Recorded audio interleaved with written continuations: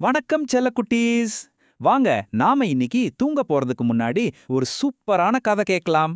கதையோட பேரு ஆமையும் முயலும். உங்களுக்கு லைட்டா கண்ணு சொக்குதா? அப்போ சரி, நல்லா இதமா போர்வையெல்லாம் போத்திக்கிட்டு படுத்துக்கோங்க. சரியா? நம்ம கதையை ஆரம்பிக்கலாம். மெதுவா உங்க கண்ணை மூடிக்கோங்க. ரொம்ப ரொம்ப காலத்துக்கு முன்னாடி ஒரு காட்டுல, அடடா என்ன அழகான காடு தெரியுமா அது? சூரிய வெளிச்சமெல்லாம் மரத்துக்கு நடுவுல ஜாலியா ஊஞ்சலாடிக்கிட்டு இருக்கும்.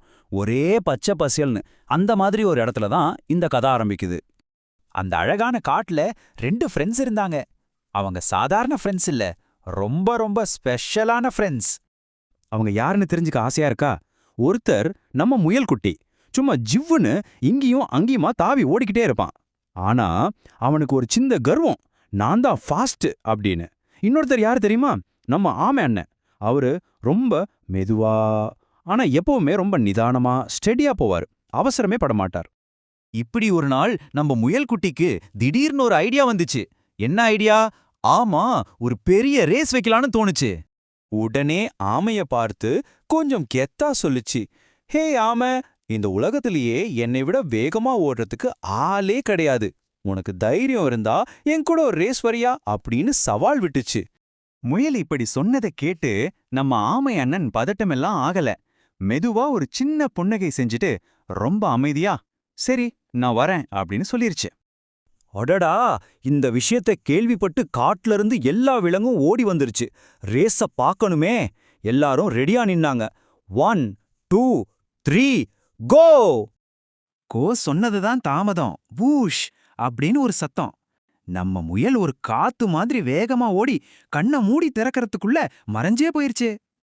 ஆனா நம்ம ஆமை அதோட வழக்கமான ஸ்டைல்ல பிளாட் பிளாட் பிளாட் அப்படின்னு ரொம்ப மெதுவா பொறுமையா தன்னோட பயணத்தை ஆரம்பிச்சுது. கொஞ்ச தூரம் இல்ல ரொம்ப தூரம் ஓடுனதுக்கு அப்புறம் முயல் ஒரு நிமிஷம் நின்னு திரும்பி பார்த்துச்சு. அப்போதான் அது ஒரு பெரிய தப்பு பண்ண போகுதுன்னு அதுக்கே தெரியாது. ஒரு தூக்கத்துல வர்ற தப்பு. அப்படி திரும்பி பார்த்தா ஆமைய காணோம். எங்க தேடியும் கண்ணுக்கே தெரியல. அந்த அளவுக்கு முயல் ரொம்ப தூரம் முன்னாடி வந்துருச்சு. அப்பா, எனக்கு இன்னும் டைம் நிறைய இருக்கு அப்படின்னு முயல் ஒரு பெரிய கொட்டாவி விட்டுச்சு. இந்த ஆமை இங்க வர்றதுக்குள்ள நான் ஜாலியா இந்த மரத்தின் நிழல்ல ஒரு குட்டி தூக்கம் போட்டு எந்திரிச்சிடலாம் அப்படின்னு நினைச்சிச்சு. சொன்ன மாதிரியே முயல் அந்த மரத்தடியில படுத்து நல்ல கொரட்டை விட்டு தூங்க ஆரம்பிச்சிடுச்சு. சரி, முயல் தூங்கிட்டு இருக்கு. ஆனா அந்த டைம்ல நம்ம ஆமை அண்ணா என்ன பண்ணிட்டு இருந்தாருன்னு நினைக்கிறீங்க? ஆமா, நீங்க நினைச்சது சரிதான். ஆமை எங்கேயுமே நிக்கல. ஒரு அடி எடுத்து வச்சாரு, அப்புறம் இன்னொரு அடி. அவர் டயர்டாகவே இல்ல, வேலைய பாதியில விடவும் இல்ல. ரொம்ப மெதுவா இருந்தாலும் பரவாயில்லன்னு நிக்காம தொடர்ந்து ஃபினிஷிங் லைனை நோக்கி நடந்துகிட்டே இருந்தாரு. இப்போ எல்லாரும் எதிர்பார்த்த அந்த ஃபினிஷிங் லைன் கிட்ட வந்தாச்சு. ஆனா ஒரு ஆச்சரியம் காத்திருக்கு. ஜெயிக்க போறது யாரு? யாரோ ஒருத்தர் மெதுவா அந்த கோட்டையை நெருங்கிட்டு இருக்காங்க. திடீர்னு முயலுக்கு முழிப்பு வந்துருச்சு. கண்ணை திறந்து பார்த்தா, ஐயையோ, சாயங்காலம் ஆக போதே, நம்ம ரொம்ப நேரம் தூங்கிட்டோமேன்னு அதுக்கு ஒரே ஷாக். சட்டுன்னு எழுந்து ஃபினிஷிங் லைன் பக்கம் பார்த்துச்சு. பார்த்தா அதால அதோட கண்ணையே நம்ப முடியல. ஒரு பெரிய ஆச்சரியம் அதுக்கு. ஏன்னா அங்கே நம்ம ஆமை அண்ணன் ரொம்ப பொறுமையா நடந்து வந்து அந்த ஃபினிஷிங் லைனை தொட்டுட்டாரு. ஆமா செல்லங்களா, ஆமை தான் இந்த ரேஸ்ல ஜெயிச்சு ஃபர்ஸ்ட் பிரைஸ் வாங்குச்சு. சரி, இப்போ இந்த சூப்பரான கதையில இருந்து நாம என்ன கத்துக்கிட்டோம்? வாங்க இந்த கதை நமக்கு என்ன சொல்லிக் கொடுக்குதுன்னு பார்க்கலாம். இந்த கதையோட மாரல் ரொம்ப சிம்பிள்.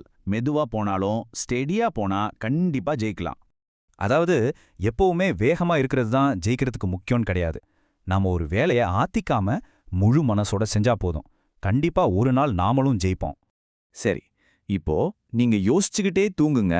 நாளைக்கு நீங்க எந்த விஷயத்த இந்த ஆமா அண்ணன் மாதிரி மெதுவா ஆனா ரொம்ப ஸ்டெடியா செய்ய போறீங்கன்னு. சரியா?